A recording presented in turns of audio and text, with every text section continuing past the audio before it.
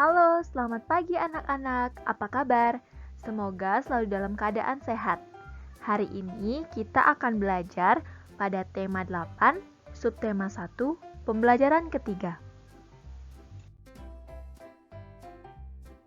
Berikut adalah tujuan pembelajaran kita hari ini.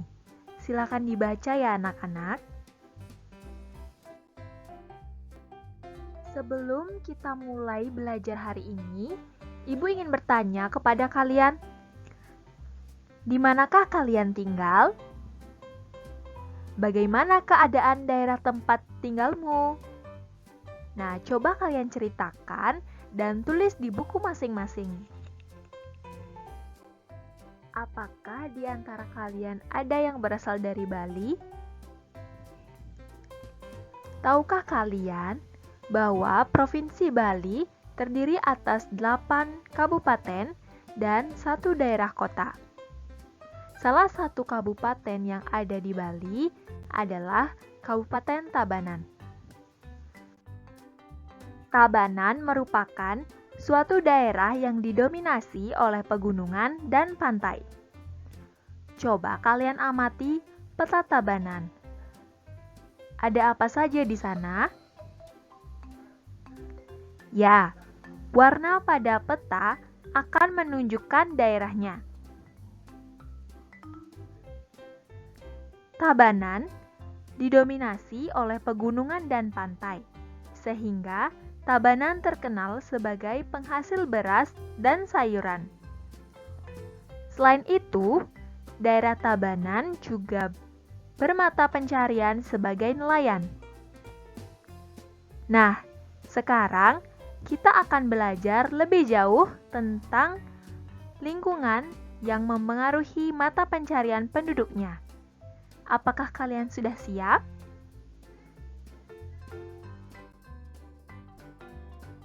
Coba kalian amati dulu 3 gambar yang ada di atas. Gambar pertama menunjukkan nelayan. Gambar kedua menunjukkan petani.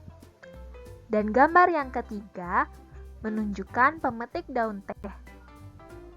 Menurutmu, pekerjaan mana yang berada di daerah pantai? Ya, betul. Nelayan. Lalu, pekerjaan mana yang berada di daerah dataran rendah?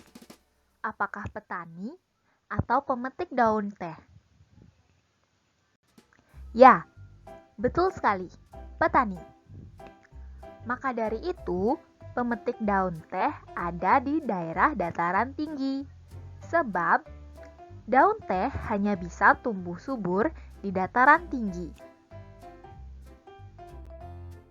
Ternyata, lingkungan sangat mempengaruhi mata pencarian penduduknya. Selain itu, ternyata penduduk yang tinggal di desa memiliki mata pencarian yang berbeda loh dengan penduduk yang tinggal di kota. Hal ini disebabkan oleh kondisi lingkungan yang berbeda, yang mana penduduk di desa lebih mengandalkan alam, sehingga bermata pencarian sebagai petani, peternak, pengrajin, pedagang, buruh tani, dan perkebunan.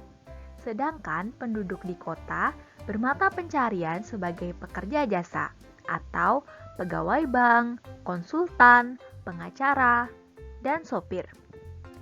Kemudian, pekerjaan lainnya seperti karyawan, pedagang, dan buruh pabrik. Nah, anak-anak, di Kabupaten Tabanan terdapat perbukitan yang mana salah satu bukitnya bernama Bukit Catu. Apakah kalian tahu asal mula Bukit Catu? Jika kalian tidak tahu, dengarkan cerita berikut. Di pedalaman Pulau Bali, terdapat sebuah desa yang subur. Di sana ada sepasang suami istri. Mereka bekerja sebagai petani. Menjelang musim panen, si suami berkata kepada istrinya, "Jika nanti hasil panen kita melimpah, buatlah tumpeng nasi yang besar. Kemudian undanglah tetangga untuk makan bersama." Istrinya pun setuju. Keduanya pun berharap panen mereka melimpah. Tak lama kemudian, harapan mereka terkabul. Si istri menyiapkan tumpeng nasi dan mengundang seluruh penduduk desa untuk makan bersama. Menjelang musim panen berikutnya, si suami berkata lagi kepada istrinya, "Semoga panen kita lebih banyak lagi. Kalau bisa 3 kali lipat dari sebelumnya. Jika harapan terkabul, buatlah 3 tumpeng nasi yang lebih besar dari sebelumnya." Kemudian, si istri membuat 3 tumpeng dan mengundang seluruh penduduk desa untuk berpesta kembali. Beberapa hari kemudian, si suami pergi ke sawah. Dalam perjalanan, ia melihat seonggok tanah yang berbentuk catu. Catu adalah alat penakar nasi yang terbuat dari tempurung kelapa. Aneh sekali. Seperti kemarin, gundukan tanah ini tidak ada. Si suami bergumam. Setelah pulang dari ladang, ia bercerita kepada istrinya. Kemudian, ia mengajukan usul kepada istrinya. "Istriku, bagaimana kalau kita membuat beberapa catu nasi? Siapa tahu hasil panen kita akan semakin melimpah." Sejak saat itu, si istri rajin membuat catu nasi. Setiap catu yang dibuat, ia niatkan untuk menambah hasil panennya. Namun, ada keanehan yang terjadi. Saat pergi ke sawah, onggokan tanah yang ia temukan sebelumnya semakin membesar.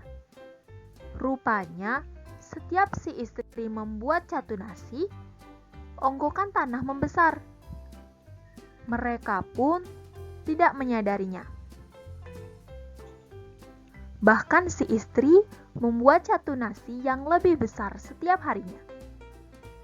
Lama-kelamaan, onggokan tanah itu berubah menjadi sebuah bukit. Setelah itu, mereka berhenti membuat catu nasi. Onggokan tanah itu pun berhenti membesar. Sejak saat itu, onggokan tanah itu disebut dengan Bukit Catu.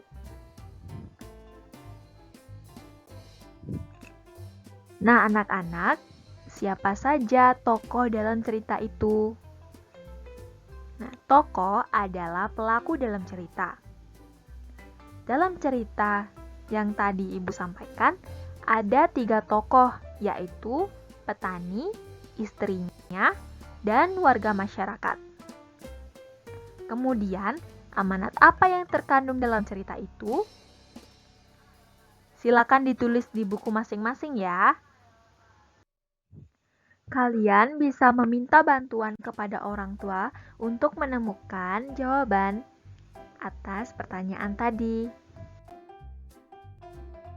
Nah, anak-anak, pernahkah kalian mendengar dongeng dari nenek atau kakek atau orang tua kalian? Nah, dongeng biasanya merupakan suatu cerita yang diceritakan secara turun-temurun dari nenek ke orang tua kita. Nah, tahukah kalian, di setiap keluarga terdiri dari kakek, nenek, ayah, ibu, dan juga anak-anak. Di dalam suatu keluarga terdapat karakteristik individu yang berbeda-beda, sehingga muncullah keragaman karakteristik individu. Keragaman ini berarti perbedaan ciri-ciri khusus pada setiap manusia. Keragaman karakteristik individu dapat berupa keragaman fisik yang meliputi warna kulit, jenis rambut, tinggi badan, serta berat badan. Coba sekarang kalian tanyakan kepada anggota keluarga kalian tentang karakteristik individu ini. Kemudian, kalian amati. Setelah mengamati, kalian tulis hasil dari pengamatan kalian pada tabel seperti di layar.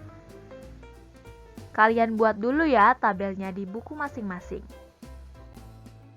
Nah, anak-anak, bagaimana penjelasan Ibu tadi? Apakah bisa dipahami? Jika ada yang tidak dipahami, silakan tanyakan kepada Ibu melalui WhatsApp group atau personal chat ya. Nah, anak-anak, kesimpulan dari pembelajaran kita hari ini yaitu wilayah tempat tinggal akan memengaruhi mata pencaharian masyarakatnya. Di antaranya, pada wilayah pesisir, masyarakatnya bekerja sebagai nelayan. Wilayah dataran tinggi atau pegunungan, masyarakatnya dominan berkebun.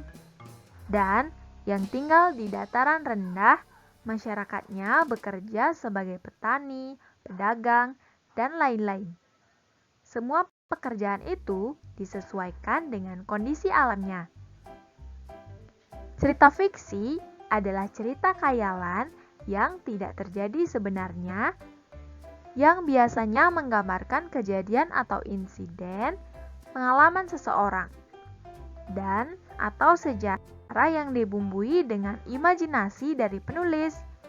Dalam cerita fiksi terdapat tokoh dan mengandung pesan moral. Keragaman karakteristik individu dapat berupa perbedaan fisik yang sangat beragam.